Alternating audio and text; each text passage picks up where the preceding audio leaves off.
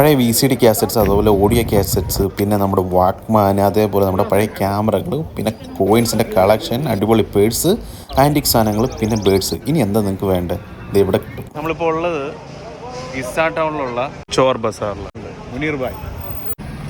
അതെ ഗേസ്, അപ്പോൾ ഇത് നമ്മൾ ബഹറിൽ ഇസാ ടൗണിലുള്ള ചോർ ബസാറിലാണ് കേട്ടോ. അപ്പോൾ ഇതെന്ന് പറഞ്ഞാൽ ഫ്രൈഡേ മാത്രം ഓപ്പൺ ആവുന്ന ഒരു മാർക്കറ്റാണ് കേട്ടോ. ഒരു ഓപ്പൺ മാർക്കറ്റാണ്. റോഡ് സൈഡിലുകളാണ് ഇതെല്ലാം സെല്ല് ചെയ്യുന്നത്. ഫുട്പാത്തിലിട്ടാണ് ഇവരുടെ സാധനങ്ങളെല്ലാം സെല്ല് ചെയ്യുന്നത്. അതായത് പഴയ എന്ത് സാധനം ഇവിടെ നമുക്ക് വാങ്ങാൻ കിട്ടും കേട്ടോ.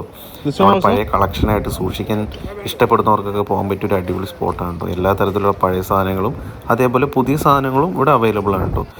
ഇത് ഡോളറാണ്. United States of America.